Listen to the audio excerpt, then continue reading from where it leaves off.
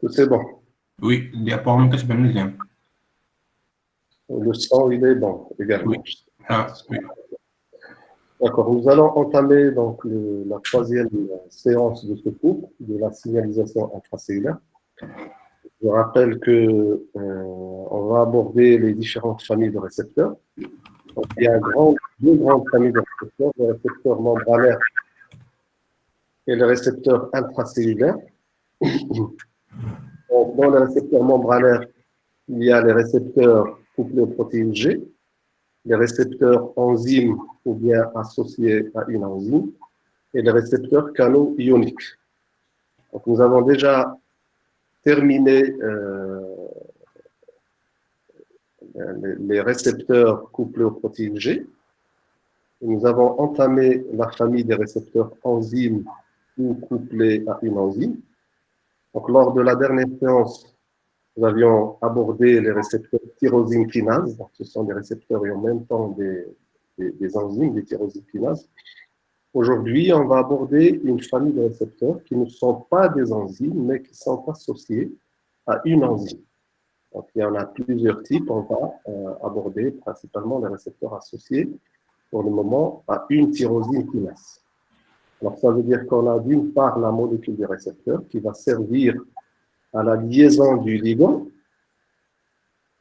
Et puis, l'activité tyrosine kinase, elle ne fait pas partie du récepteur lui-même, mais elle est dédiée à une autre protéine, tyrosine kinase intracellulaire, qui est associée au récepteur. Lorsque le ligand se fixe sur son récepteur, il y a l'activation de cette enzyme. Et il y a donc des phosphorylations qui ressemblent beaucoup à ce qu'on a vu avec les récepteurs tyrosine kinase. Alors, ces récepteurs tyrosine kinase sont impliqués principalement dans l'immunité, mais également dans des fonctions endocrines, comme on va le voir. Et beaucoup de maladies inflammatoires donc, sont associées à beaucoup de pathologies comme les cancers, les maladies cardiovasculaires, les maladies neurodégénératives comme la maladie d'Alzheimer, les problèmes au niveau pulmonaire, les arthrites, les maladies auto-immunes, des problèmes neurologiques également, le diabète. Donc, toutes ces pathologies, soit elles sont provoquées par l'inflammation, soit elles sont associées à une composante inflammatoire qui, en général, va aggraver la situation.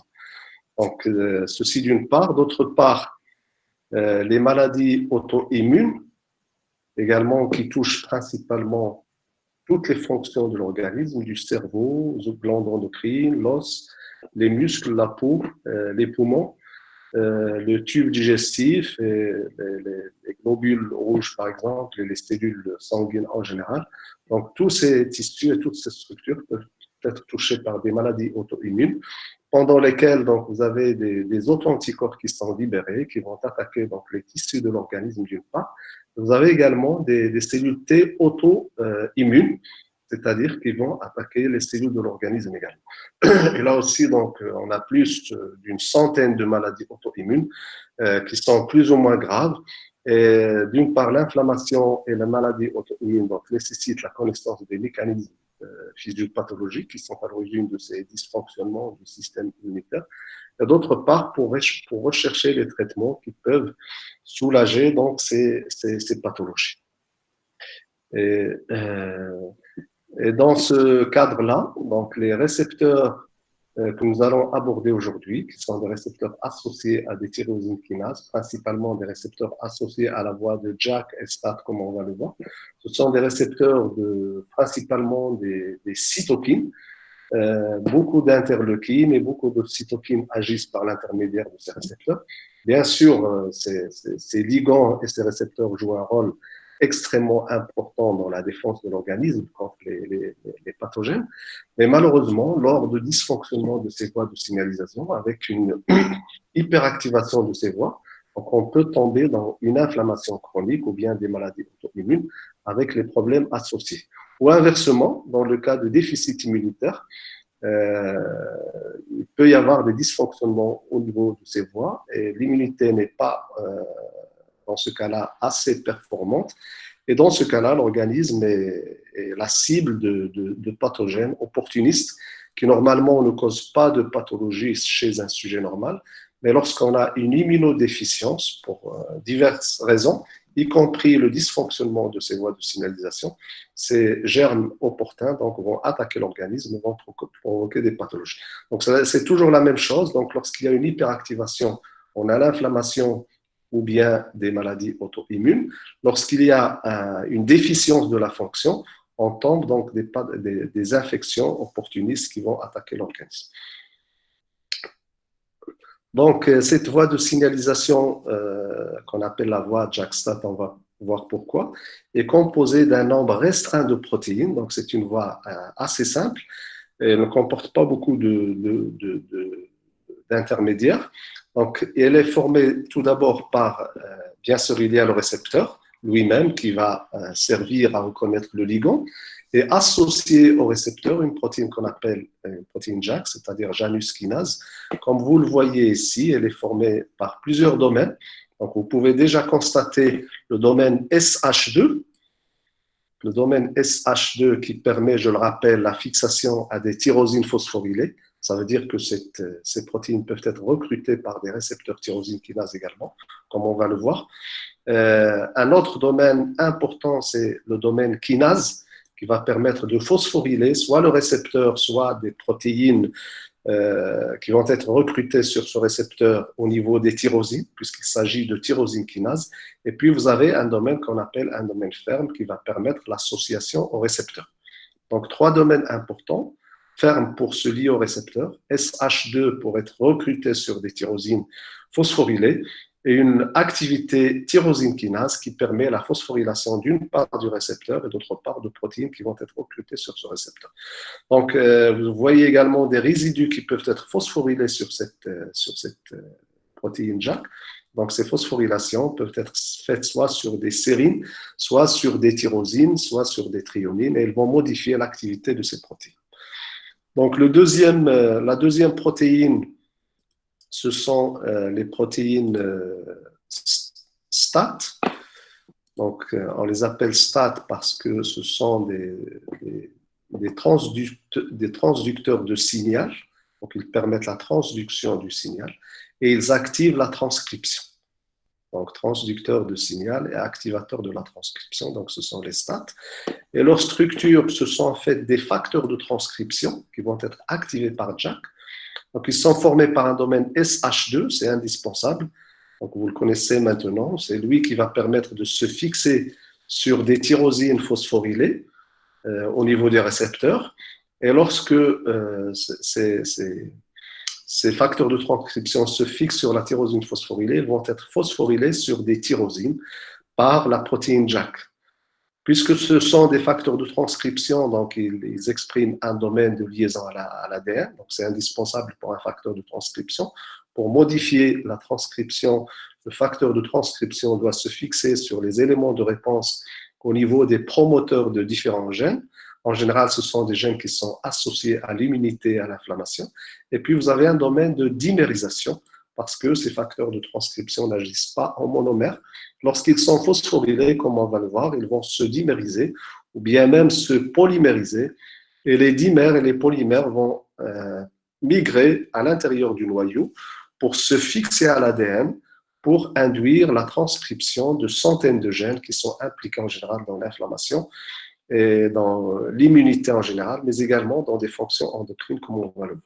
Donc, un domaine SH2 pour se fixer sur les tyrosines phosphorylées, un domaine de dimérisation qui va permettre la dimérisation et la polymérisation, et un domaine de fixation à l'ADN qui va permettre de contrôler la transcription de centaines de gènes. La troisième protéine, c'est une protéine régulatrice. Donc, ce sont les SOX. Il y a plusieurs types, bien sûr. Et ces SOX, elles sont appelées comme ça parce que ce sont des suppresseurs des signaux de cytokines. D'accord? Donc, elles bloquent l'effet des cytokines qui agissent par la voie JAK-STAT. Là aussi, donc, le domaine SH2 est présent.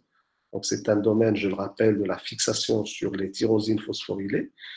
Un domaine KIR qui va permettre d'inhiber la protéine JAK et une boîte SOX qui va jouer un rôle très important. Elle va recruter un complexe enzymatique d'ubiquitin ligase qui va modifier la structure du récepteur et la structure de JAK, ce qui va permettre la dégradation du récepteur et de la protéine JAK pour arrêter le signal.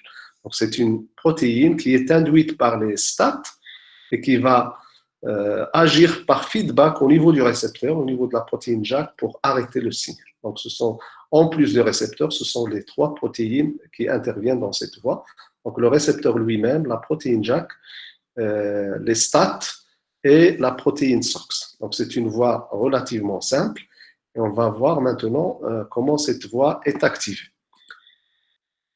Donc, sur ce schéma, vous avez bien sûr la membrane plasmique, vous avez le récepteur qui peut être formé de 2 sous-unités ou bien de 3 sous-unités. Vous avez le ligand ici, c'est l'interleukine 6 qui va se fixer sur son récepteur. Donc, lorsque le ligand se fixe sur le récepteur, le premier événement qui va arriver, donc il va activer les protéines JAK. Donc, vous avez 2 protéines JAK qui vont être associées au récepteur même pendant la phase de repos. Donc, ce sont des tyrosine kinases qui ne font pas partie du récepteur. Donc, on parle de récepteurs associés à des tyrosine kinases. D'accord ?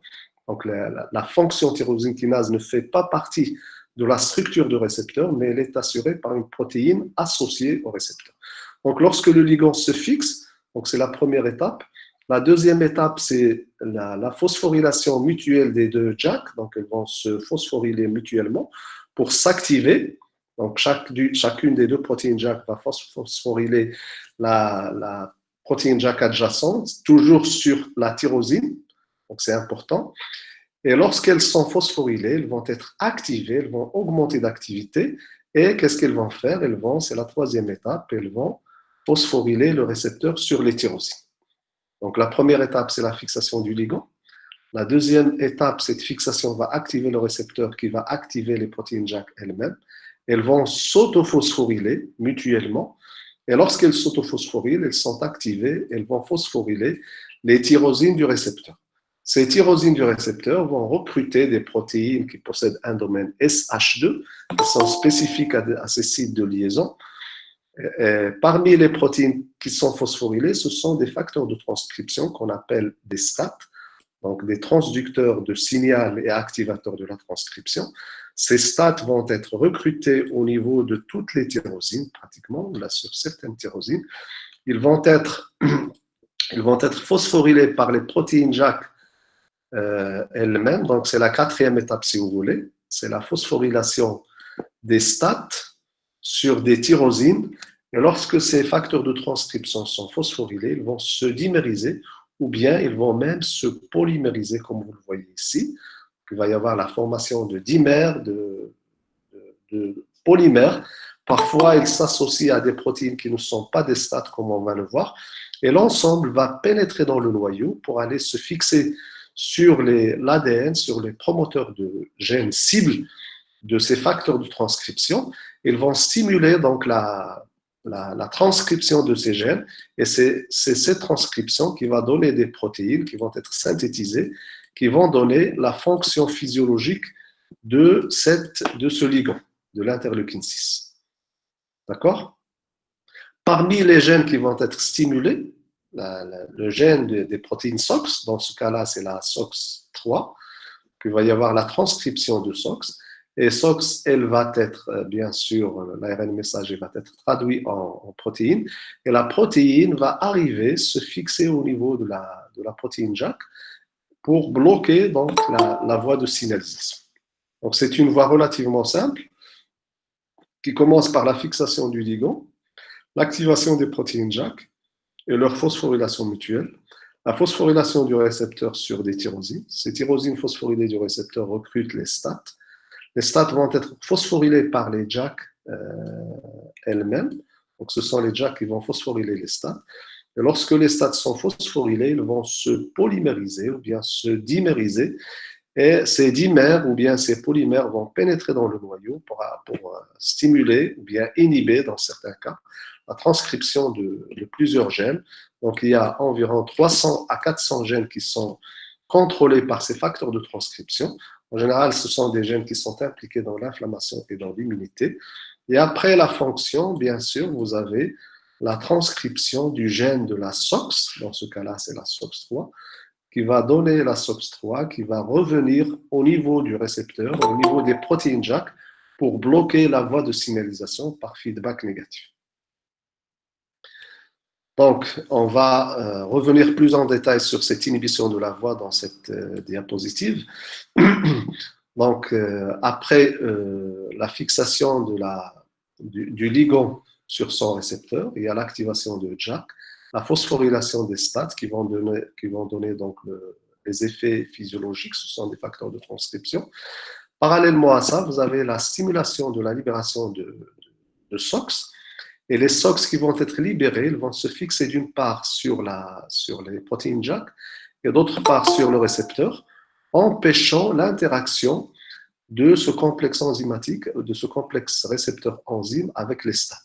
Donc les SOX vont bloquer l'interaction, la liaison, le recrutement de STAT. Donc elles vont empêcher la phosphorylation de STAT d'une part, et d'autre part, elles vont bloquer l'activité de JAK. Donc la JAK va être inhibée par les SOX, donc ça va bloquer le signal. Et en plus, la protéine SOX va recruter un complexe enzymatique avec l'ubiquitine ligase. Donc c'est une enzyme qui va fixer une petite protéine qu'on appelle l'ubiquitine.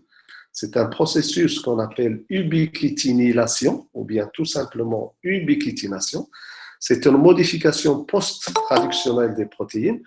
Et en général, les protéines qui vont être ubiquitinées, ce sont des protéines qui vont être dégradées. Donc la SOX va recruter cette enzyme, donc l'ubiquitine ligase, c'est un complexe enzymatique, et ce complexe va fixer des protéines ubiquitines sur la protéine JAK et sur le récepteur. Donc ce sont de petites protéines, un polymère de petites protéines qui vont être fixées sur le récepteur et sur la protéine JAK. Et en général, l'ubiquitination, la fixation d'un polymère d'ubiquitine, c'est le signal qui va acheminer ces protéines au niveau d'un organite intracellulaire qu'on appelle le protéasome. Donc, protéasome, c'est-à-dire qu'il contient des protéases, et ces protéases, elles vont dégrader ces protéines pour donner donc les acides aminés. Donc, en général, les protéines qui ont fonctionné, elles ont une demi-vie, une durée de vie bien précise. Et lorsque cette demi-vie se termine, donc il y a l'ubiquitination de ces protéines. Là, c'est un des processus qui permet l'ubiquitination du récepteur et de JAK. Et lorsqu'elles sont ubiquitinées, ces protéines vont être adressées dans le protéasome qui est rempli de protéases. Et ces protéases vont dégrader des protéines, donc ça permet le renouvellement des protéines cellulaires après un certain nombre de cycles de fonctionnement. Ça permet également de réguler la voie de signalisation en l'inhibant, tout d'abord en inhibant le récepteur et JAK, et deuxièmement, pour les récepteurs et les protéines JAK qui sont vieillis, qui sont arrivés à terme, ces récepteurs vont être ubiquitinés et ils vont être adressés au niveau du protéasome pour qu'ils soient dégradés.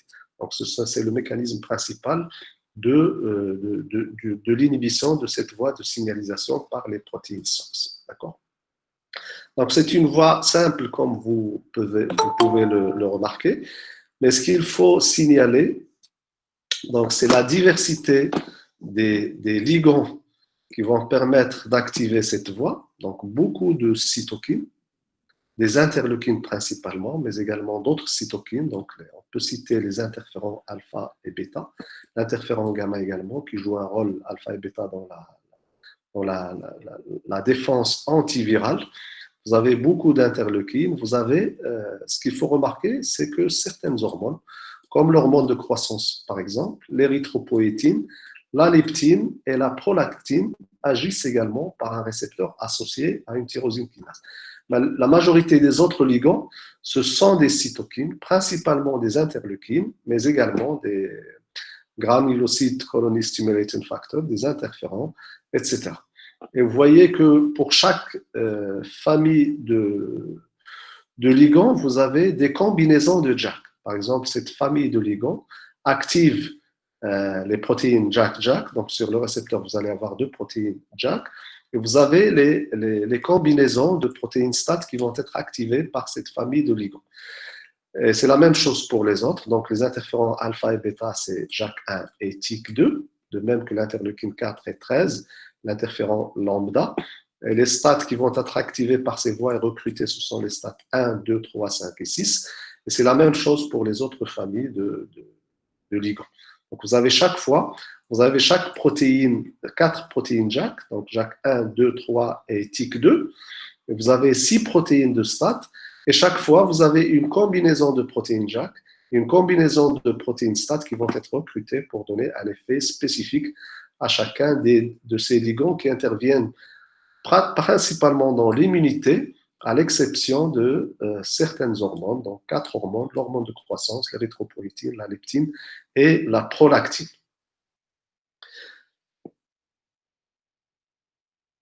Donc, vous voyez, donc l'intérêt, j'ai parlé au début, l'intérêt thérapeutique de ces voies de signalisation, dans le cas de maladies auto-immunes, par exemple, ou bien de maladies inflammatoires, on procède à l'utilisation d'inhibiteurs de ces protéines JAK en général, mais également du récepteur. Donc, ces protéines JAK, chaque type de protéine JAK est ciblé, et la cible de plusieurs molécules qui permettent de les inhiber. Donc, ce sont des inhibiteurs de JAK qui permettent de réduire leur activité. En général, ça permet de soulager l'inflammation, les maladies inflammatoires chroniques, mais également les maladies auto-immunes. Donc, JAK, c'est une tyrosine kinase. Et l'inhibition se fait soit par des auto-anticorps, soit par de petites molécules qui vont se fixer sur le site de l'ATP et empêchent ces protéines donc d'activer les facteurs de transcription STAT. Ça permet de soulager donc les maladies auto-immunes et les maladies inflammatoires.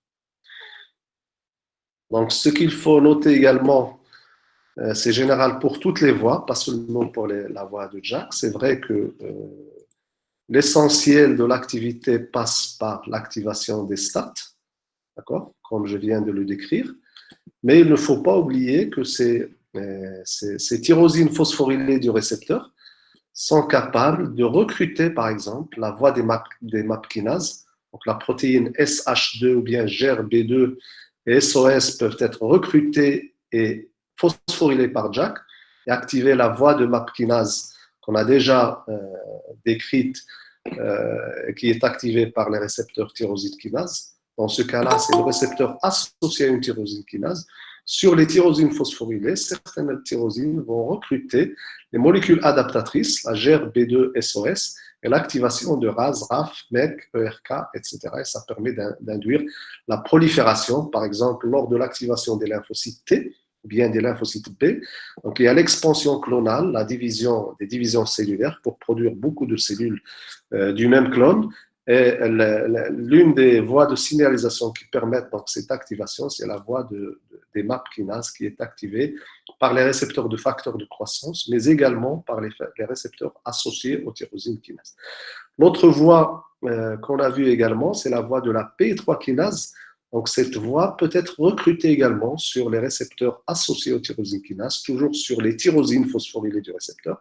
Donc, il va y avoir le recrutement de la PI3 kinase, la phosphorylation par JAK, et à la suite, bien sûr, la production du PIP3, l'activation de la protéine kinase B ou bien AKT, mTOR et les autres voies de signalisation associées, là aussi pour stimuler la survie cellulaire, la prolifération des cellules immunitaires en général, ce qui permet d'avoir donc la réponse immunitaire adaptative. D'accord ? Donc, ce qu'il faut retenir, c'est que cette voie active principalement les facteurs de transcription STAT, mais parallèlement à cette activité, elle peut activer d'autres voies de signalisation. Dans ce cas-là, la voie des MAP kinases et la voie de la PI3 kinase. Donc, ils sont en général plus associés aux récepteurs tyrosine kinase, mais les récepteurs associés aux tyrosine kinase sont capables également de stimuler ces voies.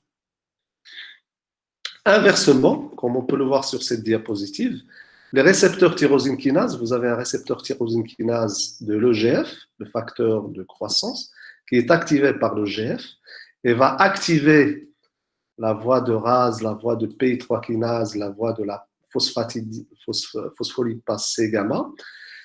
Ces récepteurs tyrosine kinase sont également capables de recruter les protéines JAK qui vont s'associer aux tyrosines phosphorylées parce qu'elles possèdent un domaine SH2, je le rappelle. Et ce domaine SH2 va leur permettre de se fixer sur les tyrosines phosphorylées. Elles vont être phosphorylées par le récepteur lui-même et elles vont phosphoryler les STAT. Donc, vous avez en fait, les voies de signalisation ne sont pas indépendantes, mais elles fonctionnent en fait en macro-réseau moléculaire à l'intérieur de la cellule.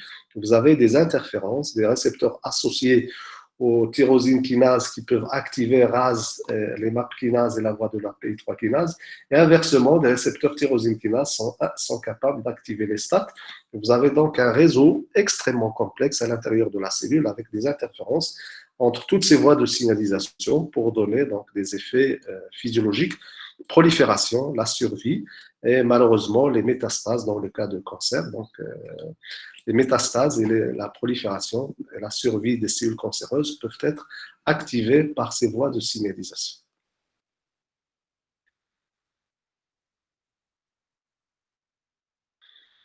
Il y a même des récepteurs couplés aux protéines G. Dans ce cas-là, le récepteur de l'angiotensine 2. Donc, l'angiotensine 2 est un peptide qui est produit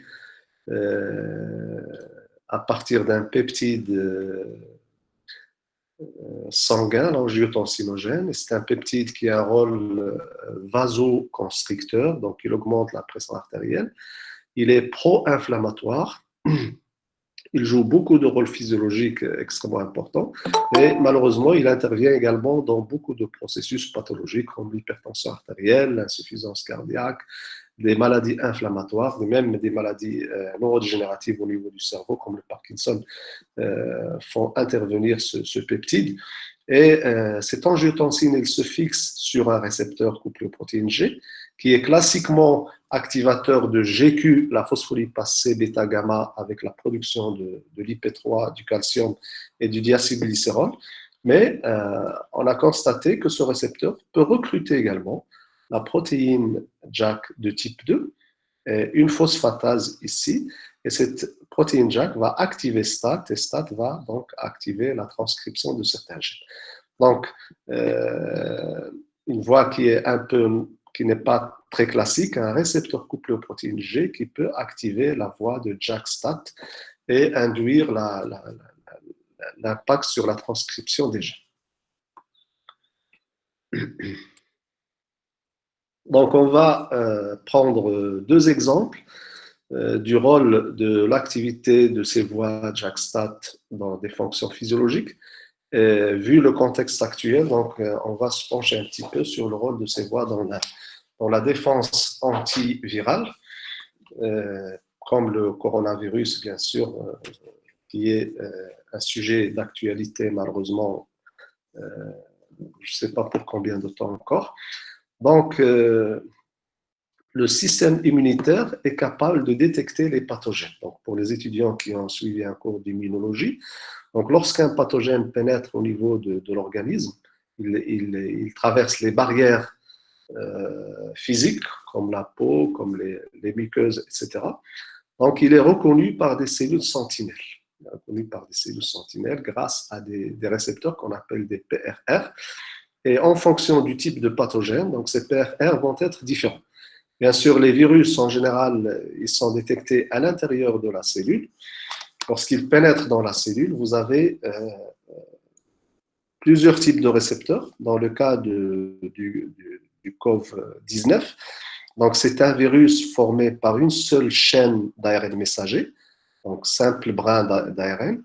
Et cette molécule est détectée par des PRR, les toll-like récepteurs de type 7, mais également de type 3. Et lorsque ces récepteurs qui sont localisés à l'intérieur de la cellule au niveau des endosomes, au niveau de la membrane des endosomes, ils vont activer une voie de signalisation, donc on ne va pas la détailler. Et cette voie de signalisation va se solder par l'activation de facteurs de transcription, donc l'IRF7, le NF-κB et l'IRF3. Et ces facteurs de transcription vont pénétrer dans le noyau de la cellule, donc toutes les cellules de l'organisme, pas seulement les cellules immunitaires. Et les cellules immunitaires produisent beaucoup d'interférons, beaucoup plus, 10 000 fois que les cellules normales. Donc une cellule affectée va répondre au génome de du virus, donc en fonction du type du génome. Dans ce cas-là, c'est simple brin de l'ADN. Donc, certains virus utilisent un double brin d'ARN, d'autres un double brin d'ADN. Dans ce cas-là, c'est un simple brin d'ARN qui va être détecté par des PRR, c'est-à-dire des récepteurs qui sont capables de détecter la présence de pathogènes. Donc, ils doivent donner un signal d'alerte, un signal d'alarme. Et ce signal d'alarme passe par des voies de signalisation qu'on aura l'occasion de décrire plus tard et qui activent en définitive des facteurs de transcription qui vont pénétrer dans le noyau.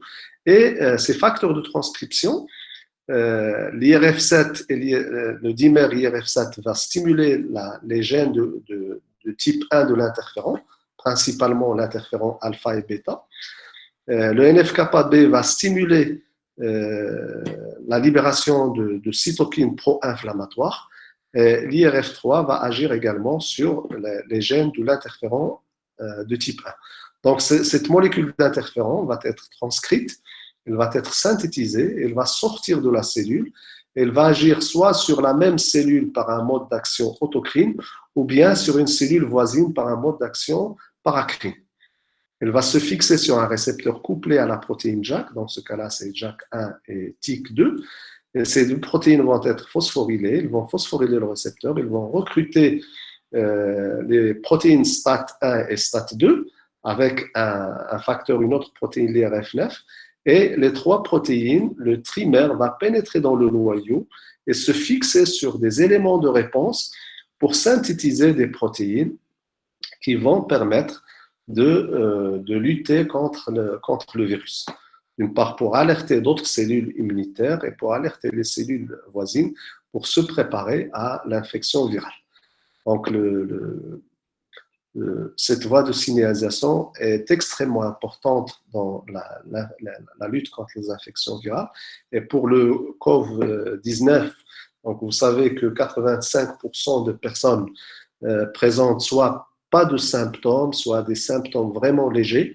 Et bien sûr, cette situation est due au système immunitaire qui est performant dans ce cas-là et qui permet de dealer rapidement avec le virus. Et l'une des voies principales qui permettent de se défendre contre ce virus, c'est la voie des interférons de type 1, c'est-à-dire l'interféron alpha et bêta principalement, qui permettent de synthétiser des protéines antivirales qui vont réduire la charge virale. Et de ce fait, le sujet n'aura pas de complications très graves suite à la contamination par ce virus. Par contre, le virus possède également des stratégies pour échapper à la fonction immunitaire et aux interférons principalement.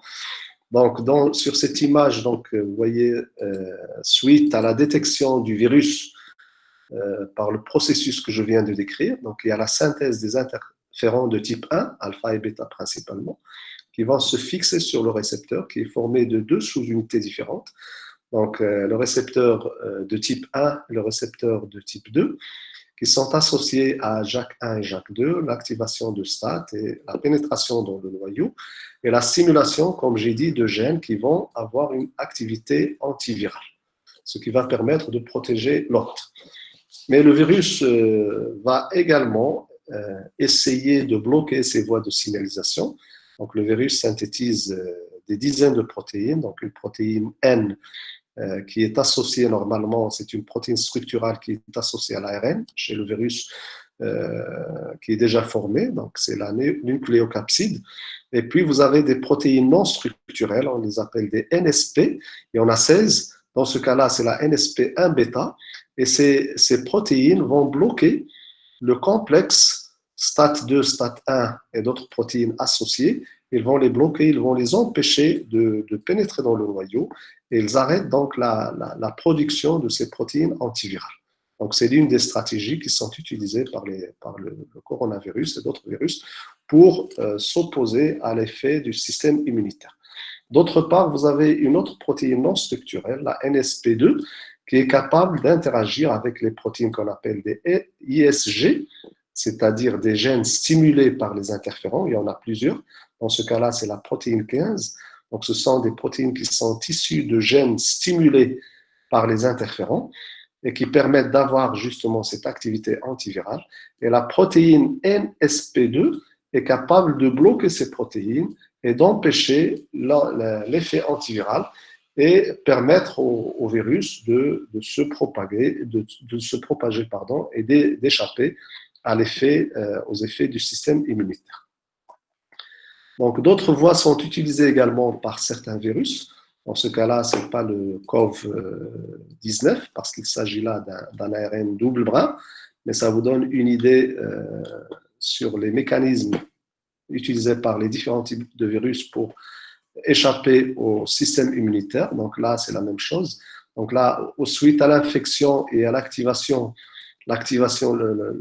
détection du génome viral par des récepteurs, l'activation de voies de signalisation qui se solde par l'activation du facteur de transcription NF-κB, mais également l'IRF7-3, et l'ensemble va pénétrer dans le noyau pour permettre soit l'activation de la libération de cytokines, soit la libération des interférons. Et cette voie est inhibée par des protéines non structurales du virus. Le facteur de transcription n'est pas stimulé suite à l'inhibition par ces protéines non structurelles du virus. Il y a l'inhibition d'une protéine clé qu'on appelle l'IEPS1 également par la NSP11 et l'inhibition de l'IRF3 par la NSP1 bêta NSP2 et l'inhibition de la transcription sous l'effet de l'IRF3, l'IRF7 et la CP7BP par une protéine non structurale 1-alpha. Donc beaucoup de sites où les virus peuvent, grâce à leurs protéines, donc ils pénètrent dans le noyau et leur génome leur permet de synthétiser des protéines. Et ces protéines ont beaucoup de fonctions. Et parmi leurs fonctions, c'est de bloquer le système immunitaire pour échapper à la libération de cytokines d'une part et à la libération des interférons, qui sont également des cytokines, mais sont particulièrement importants dans la lutte antivirale. Donc, c'est l'un des exemples qui permettent d'élucider. Donc, l'intérêt de ces voies, bien sûr, en physiologie, comme moyen de défense du système immunitaire, mais également comme pathologie. Dans certains cas, donc, comme j'ai dit pour le COVID-19, 85% arrivent à se débarrasser du virus avec soit pas de symptômes, soit avec des symptômes légers, mais 15% peuvent développer des symptômes qui sont graves jusqu'à sévères, qui peuvent être même mortels dans 1 à 2% de la population infectée.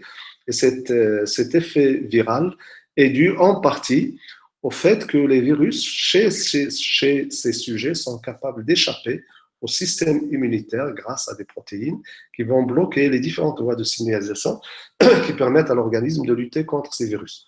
Alors pourquoi certains sont sensibles à ces protéines virales, d'autres ne sont pas sensibles? Alors là, bien sûr, il y a des facteurs génétiques. On n'est pas tous, on n'a pas le même génome, bien sûr, ça fait des différences. Mais également l'environnement et l'histoire de notre système immunitaire à partir de la vie intra-utérine jusqu'à l'âge de l'infection. Nous avons toute une histoire, les infections, le degré d'inflammation que nous avons, les maladies auto-immunes que nous avons, etc. Donc, tous ces facteurs vont faire que notre réaction vis-à-vis à différents pathogènes ne sont pas les mêmes. Donc, certains échappent facilement à l'infection. D'autres, il y a également l'âge et les comorbidités également qui jouent un rôle très important, l'alimentation, le stress. Tous ces facteurs font que certains sujets vont échapper facilement à cette infection. D'autres, malheureusement, vont développer des symptômes qui sont plus graves et très sévères et qui peuvent aboutir à la mortalité, malheureusement, constatée avec ce COVID-19. Donc, c'est le premier exemple. Donc, sur ce tableau, vous avez les protéines qui sont utilisées par un autre virus, un coronavirus qu'on appelle MERS, qui est apparu en 2012 en Arabie Saoudite. Donc, il exprime des récepteurs qui bloquent également la voie des interférents. Donc, vous avez les différents types de protéines. Donc, les Open Reading Frame, 4A, 4B, la protéine M de la membrane, les ORF 4B également. Et vous avez les cibles chaque fois qui sont bloquées par ces protéines. et les références qui vous permettent, si vous voulez, d'en savoir un peu plus sur ces mécanismes d'action des protéines virales qui bloquent donc les voies de signalisation activées par le système immunitaire et arrivent à échapper à ce système immunitaire. Donc, on va aborder un autre exemple, c'est l'exemple de la prise alimentaire et le rôle de ces voies de signalisation. Le rôle de la leptine, qui est une hormone. Donc, on a vu que c'est l'une des 4 hormones qui agissent par cette voie de signalisation, qui va agir au niveau de l'hypothalamus. Donc, l'hypothalamus est une structure du diencéphale. Donc, c'est une petite structure de 4 grammes, mais qui possède plusieurs noyaux qui interviennent dans toutes les fonctions physiologiques, qu'elles soient cardiovasculaires, la thermorégulation, la reproduction, la digestion, la respiration, etc. Toutes les fonctions sont contrôlées par les différents noyaux de l'hypothalamus. Donc, les noyaux qui vont nous intéresser dans cette régulation alimentaire, c'est le noyau arché, qui est dans la base de l'hypothalamus, donc vous voyez l'hypophyse, le noyau paraventriculaire, qui va jouer un rôle très important également, et puis un noyau qui n'est pas présenté sur ce schéma, donc c'est l'hypothalamus latéral. Donc il est latéral et il est postérieur. Donc ces 3 noyaux, avec les noyaux ventromédians également, et le noyau dorsomédian, ils vont jouer également des rôles. Donc le noyau paraventriculaire, par contre, c'est là.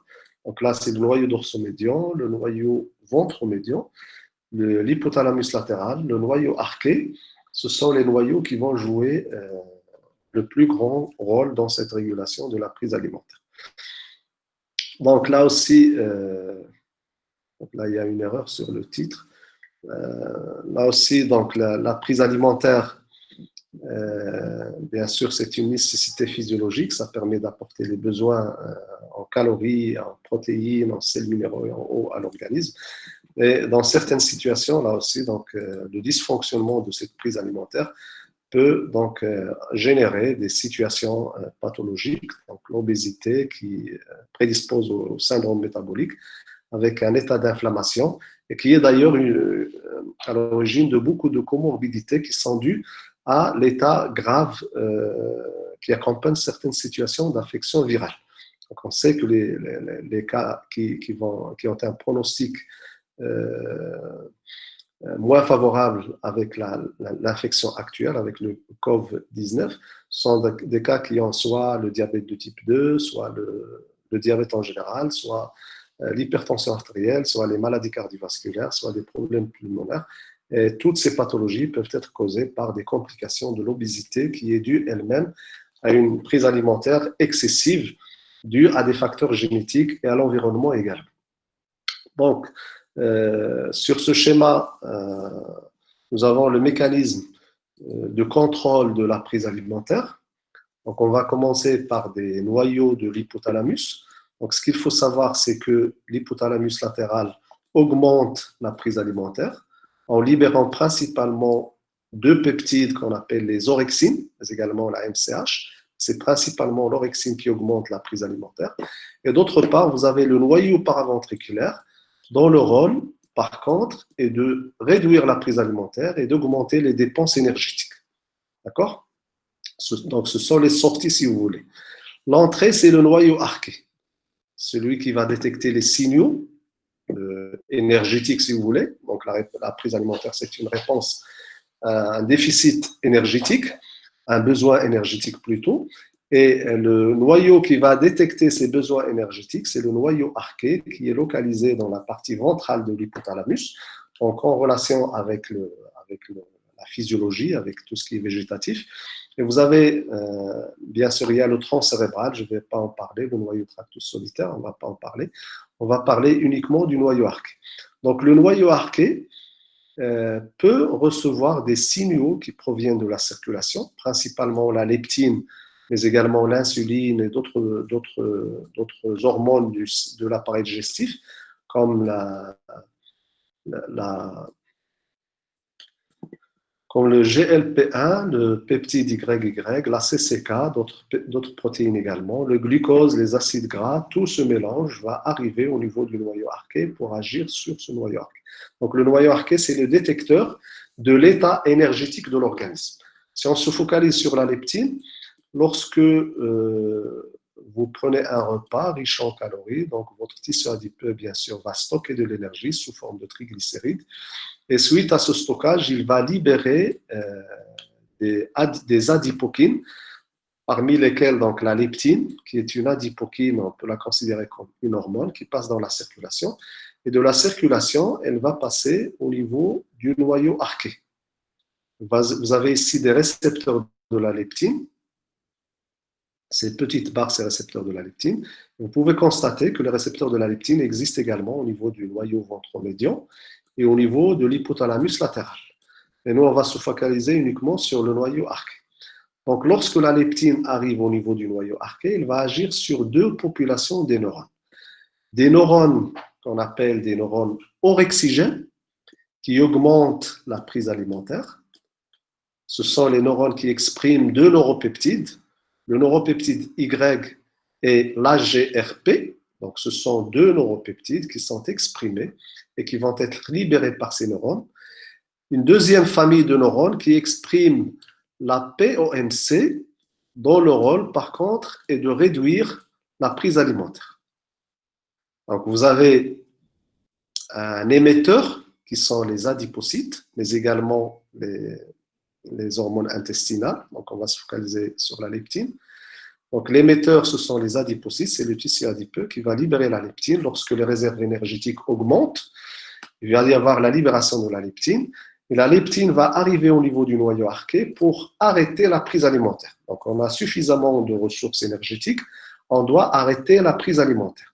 Donc, pour arrêter la prise alimentaire, la leptine va agir sur les neurones orexigènes, c'est-à-dire qui augmentent la prise alimentaire, mais également sur les neurones anorexigènes qui diminuent la prise alimentaire.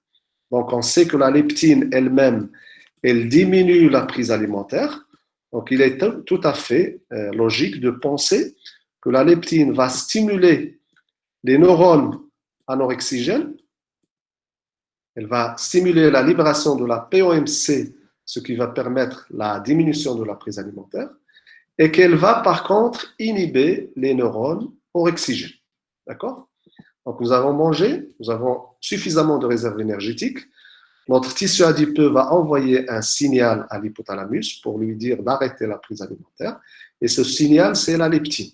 Il y a également l'insuline, il y a les acides gras, il y a le glucose, il y a les autres hormones intestinales qui interviennent. Et on va se focaliser sur la leptine, c'est le principal facteur qui va réguler la prise alimentaire. Donc, cette leptine va pénétrer au niveau du noyau arqué. Et au niveau du noyau arqué, vous avez le frein, c'est la POMC, c'est le frein de la prise alimentaire. Et vous avez l'accélérateur, ce sont les neurones qui expriment le neuropeptide et la GRP. Et bien sûr, puisque la leptine, elle doit freiner la prise alimentaire, donc elle va stimuler le frein, c'est-à-dire les POMC, elle va inhiber le neuropeptide Y et la GRP. D'accord? Mais la question qui se pose, c'est comment ces neuropeptides eux-mêmes vont agir sur la prise alimentaire. Donc, la suite est simple. Donc, les neurones, on va commencer par les neurones anorexigènes qui sont stimulés par la leptine. Lorsqu'ils sont stimulés, ils vont libérer la POMC. Et cette POMC va agir sur le noyau paraventriculaire qu'elle va stimuler. Donc, le noyau paraventriculaire, c'est un noyau qui diminue la prise alimentaire. Donc, il est tout à fait raisonnable que les neurones anorexigènes qui diminuent la prise alimentaire stimulent ce noyau pour réduire la prise alimentaire. Donc, c'est le noyau paraventriculaire qui est la sortie, qui va agir en fait sur le tronc cérébral, c'est-à-dire au niveau du noyau du tractus solitaire principalement, pour bloquer la prise alimentaire. Donc, la chaîne des événements, c'est la prise alimentaire, c'est l'augmentation des réserves énergétiques sous forme de lipides, la libération de la leptine va passer dans la circulation, elle arrive au niveau du noyau arqué, elle va stimuler la libération de la POMC par les neurones à POMC qui font partie des neurones du noyau arqué, et cette POMC va stimuler le noyau paraventriculaire qui va libérer beaucoup de peptides, surtout le TRH, et qui va libérer ce peptide principalement au niveau du noyau du tractus solitaire pour bloquer la prise alimentaire. Donc, c'est le premier bras. Le deuxième bras, c'est le bras orexigène.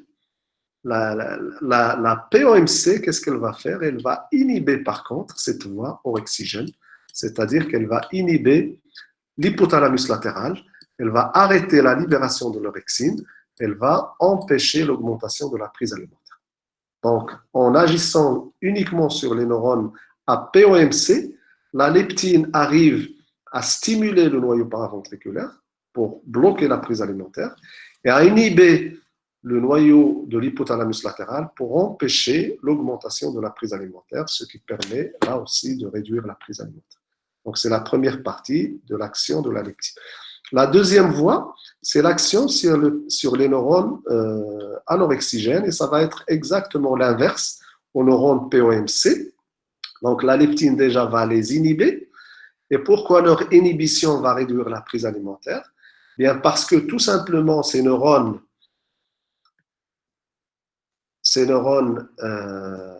à neuropeptide Y et AGRP, ce sont des stimulateurs du noyau de l'hypothalamus latéral. Donc, lorsqu'ils sont inhibés, cette stimulation n'a pas lieu.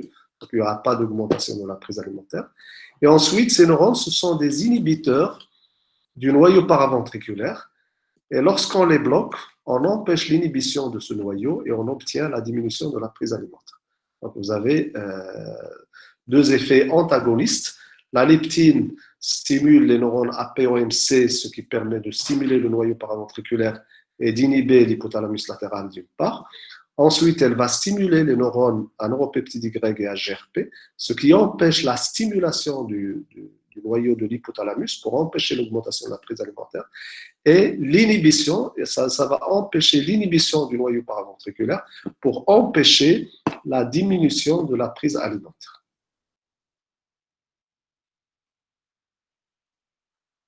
Alors, comment la leptine va induire tous ces effets? Donc, le récepteur de la leptine, c'est un récepteur. Comment les scientifiques déterminent Donc, la leptine, comment elle va induire ses effets au niveau de ces différents neurones? Bien sûr, c'est une hormone qui va se fixer sur un récepteur associé de tyrosine kinase. Dans ce cas-là, ce sont les JAK2 qui sont associés à ce récepteur. Lorsque la leptine se fixe sur son récepteur, il va y avoir l'activation des JAK qui vont être phosphorylés. Lorsqu'ils sont phosphorylés, le phosphore sont activés. Ils repoussent les facteurs de transcription ils vont se numériser, ils vont pénétrer dans le noyau. Et au niveau du noyau, ils vont stimuler les gènes de la POMC, ce qui va permettre d'avoir un effet anorexigène, mais ils vont inhiber les gènes de l'AGRP et du neuropeptide Y pour empêcher l'augmentation de la prise alimentaire. Bien sûr, il faut savoir que ce n'est pas sur le même neurone. Il y a des neurones à POMC qui n'expriment pas l'AGRP et le neuropeptide Y, et vous avez des neurones AGRP, neuropeptide Y qui n'expriment pas la POMC. Donc, on a présenté ici les trois gènes. Il faut savoir qu'en fait, les trois gènes sont exprimés sur des neurones différents. Vous avez des neurones AGRP, neuropeptide Y, qui sont orexigènes. Ils sont inhibés par la leptine, par les STAT, et des neurones anorexigènes qui sont stimulés par la leptine. Et donc, on aura le résultat global de l'inhibition de ces neurones et de la stimulation de ces neurones à POMC, une diminution de la prise alimentaire. Alors, qu'est-ce qui se passe dans le cas de l'obésité, de la prise alimentaire excessive?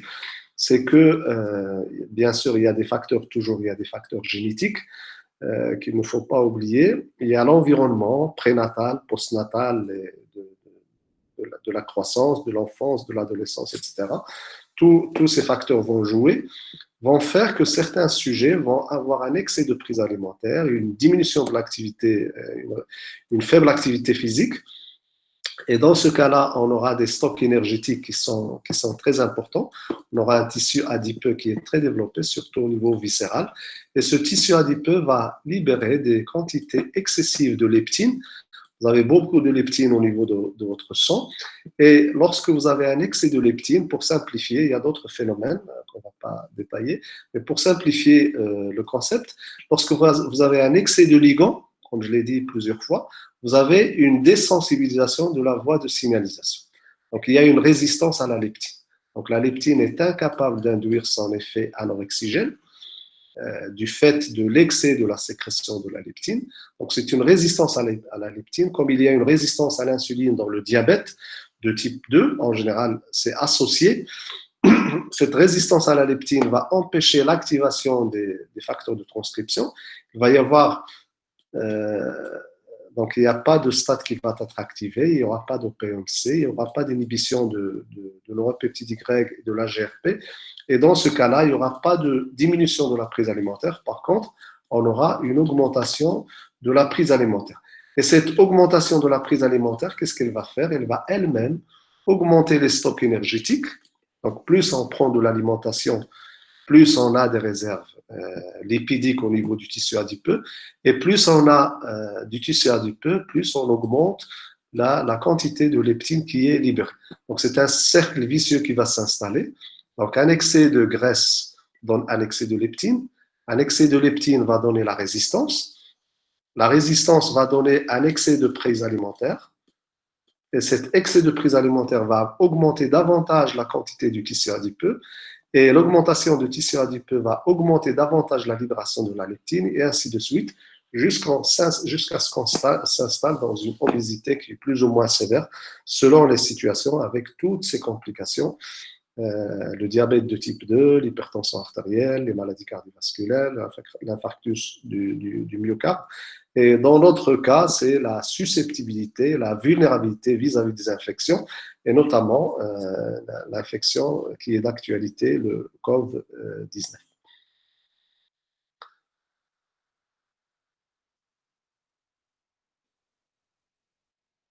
Donc, c'était la dernière diapositive.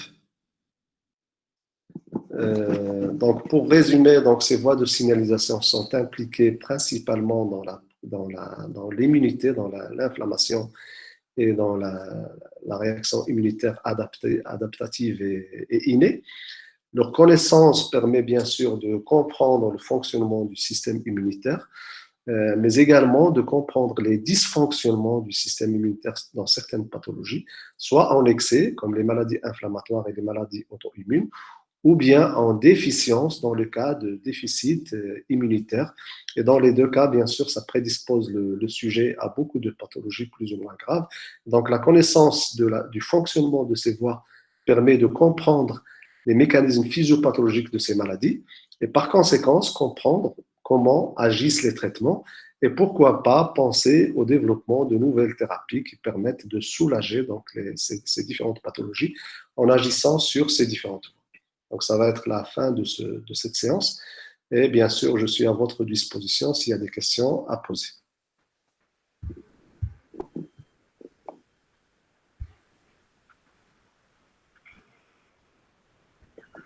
Ashraf?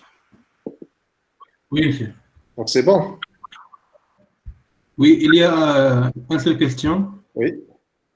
Est-ce qu'il y a une possibilité d'orienter cette voie de stockage vers les voies de stockage de protéines? Voie de stockage de lipides, vous voulez dire? Oui, vers les voies de stockage de protéines.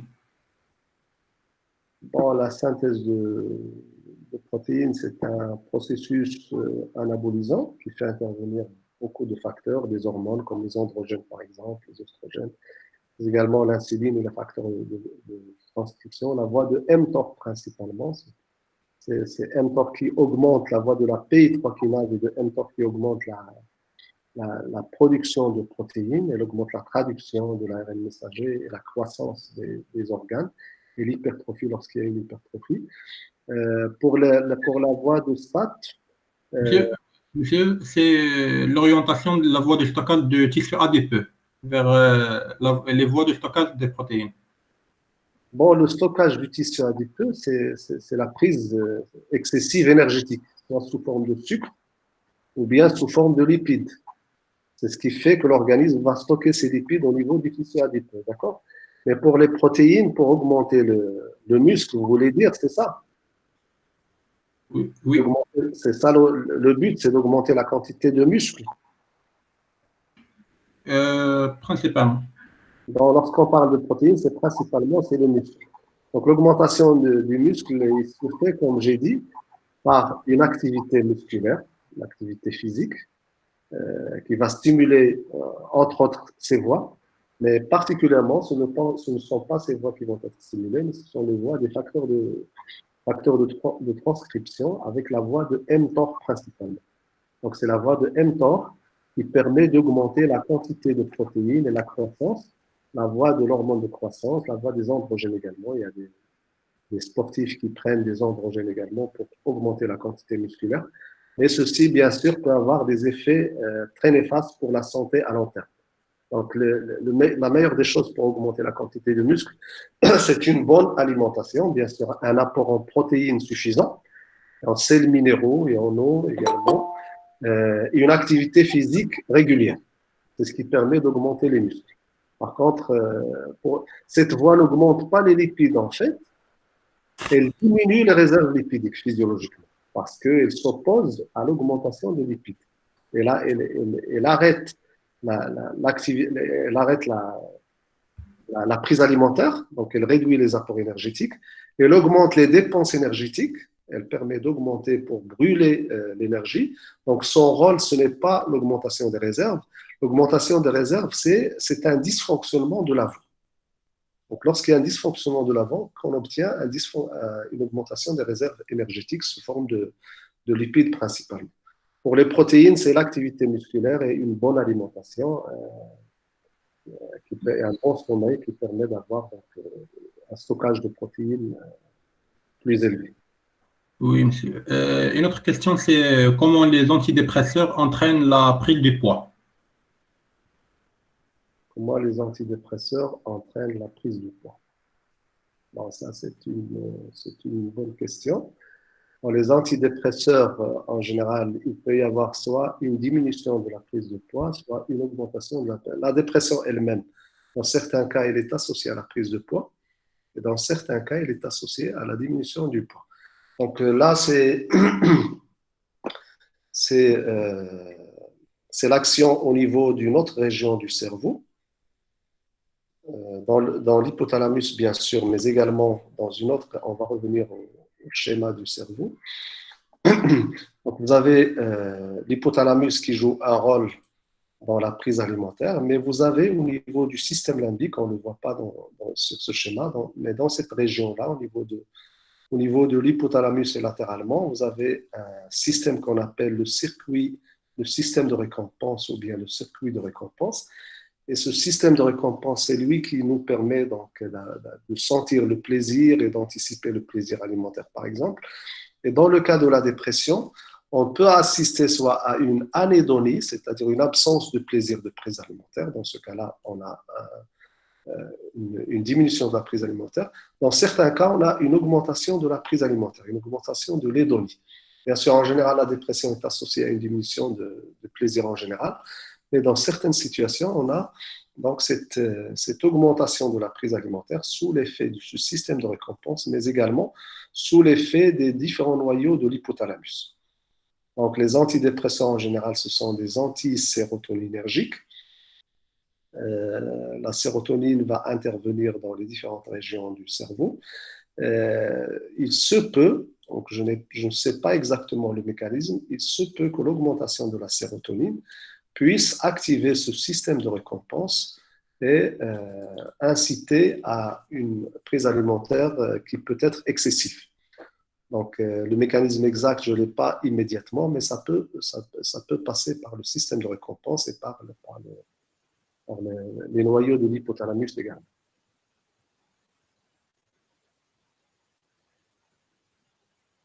D'autres questions? Oui, oui, monsieur. C'est une autre question. Dans le cas de la stimulation de la prise alimentaire par les neurones orexigènes, mais il n'y a pas de prise. Exemple de jeûne prolongé.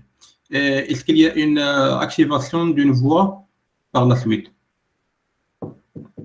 Donc, lors de jeûne prolongé, il y a bien sûr la stimulation de la voie. Il va y avoir la stimulation lors d'une prise alimentaire, lors d'un jeûne.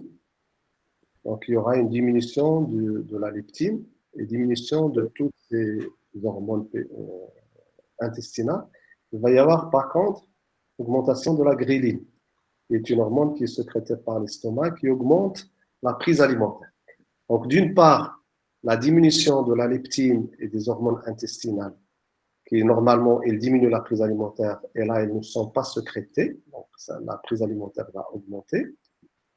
La gréline va augmenter, la sécrétion de la gréline va augmenter, va induire l'augmentation de la prise alimentaire. Donc, elle a un effet antagoniste. Donc, le sujet, si vous voulez, lorsqu'il jeûne, il a tendance à avoir faim. Donc, la faim est là. Donc, l'hypothalamus latéral est stimulé, il y a la libération de l'orexine. Le paraventriculaire est inhibé, donc il n'y a pas de CRH, il n'y a pas de blocage de la prise alimentaire. Donc, l'individu a vraiment envie de manger. Surtout que tous ces paramètres vont stimuler le système de récompense dont j'ai parlé tout à l'heure.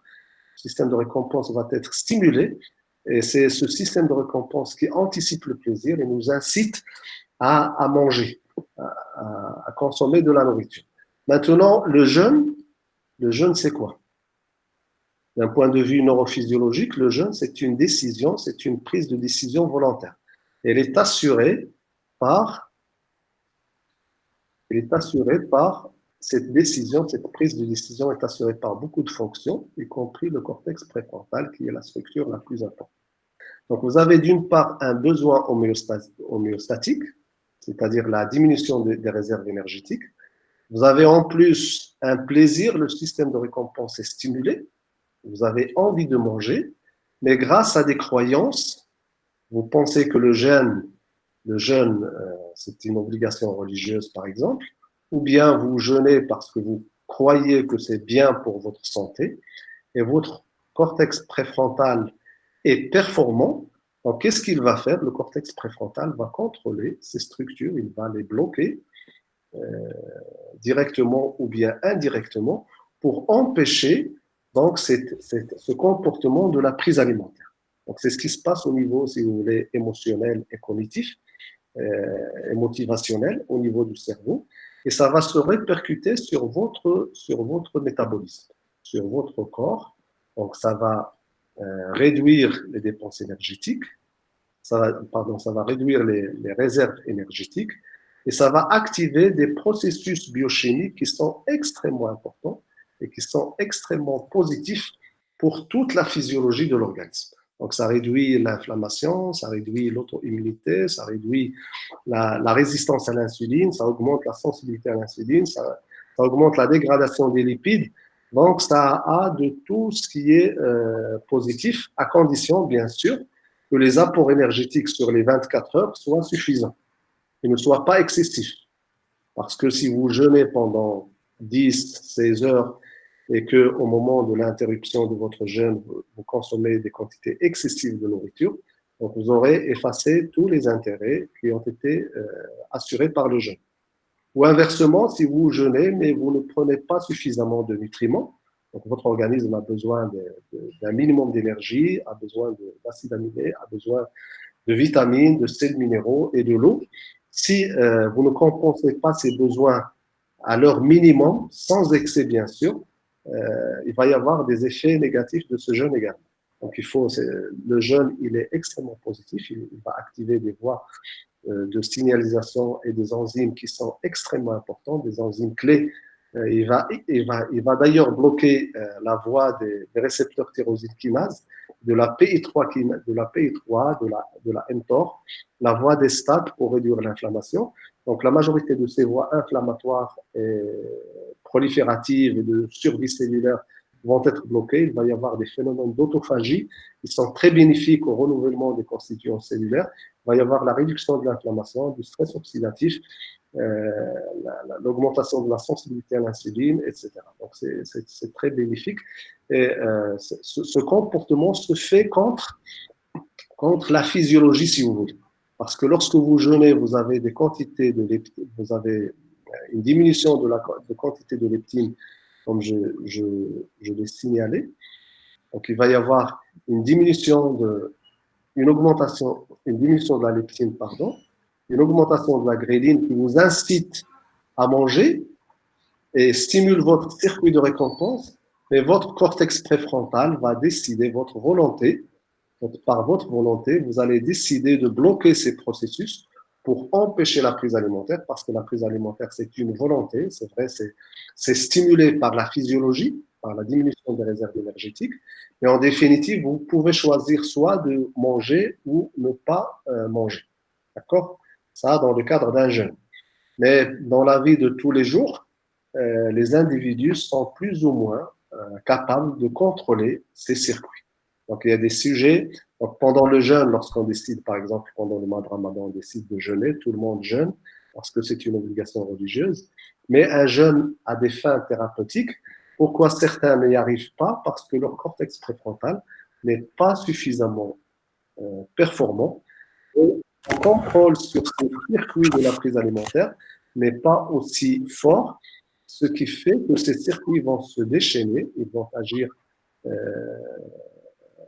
à l'encontre des croyances de l'individu. Donc, l'individu sait que beaucoup manger, c'est l'obésité, c'est les maladies cardiovasculaires, c'est une maladie neurodégénérative, mais sa volonté, qui est anatomiquement, si vous voulez, représentée par une région du cerveau qui est le cortex préfrontal, suite à beaucoup de problèmes génétiques et environnementaux, ce cortex préfrontal est incapable d'imposer sa volonté à ces structures, et de ce fait, vous avez une augmentation de la prise alimentaire excessive qui va donner bien sûr l'obésité. Donc pour la prise alimentaire, il y a des constantes physiologiques homéostatiques qui sont très importantes. Il y a un niveau émotionnel qui est le plaisir et l'anticipation du plaisir au niveau du cercle de récompense. Et puis il y a un niveau cognitif, c'est-à-dire le cortex préfrontal, c'est lui qui va décider en définitive est-ce que je mange ou bien je ne vais pas manger. D'accord? Oui, monsieur. Il y a une autre question, c'est dans le cas où on a un récepteur associé à des tyrosine kinase sous forme monomérique, on doit avoir une seule molécule déjà, ou toujours on a deux molécules, même si on a une seule unité de récepteur. Donc, dans la majorité des cas, c'est la dimérisation. C'est en dimère. Des fois en trimère. Donc, comme vous le voyez sur ce schéma, c'est soit un récepteur formé par deux sous-unités. Dans certains cas, il peut y avoir trois sous-unités. Donc, un cas de monomère, je ne le connais pas. Je ne pense pas qu'il y ait un monomère qui puisse agir tout seul. Peut-être il peut y avoir un monomère, une dimérisation après la fixation du ligand, mais un monomère, à ma connaissance, il n'y en a pas. D'accord, monsieur, il n'y a pas d'autres questions. D'accord, donc bonne journée et bon confinement et à la séance prochaine, Inch'Allah. Inch'Allah. Merci, monsieur.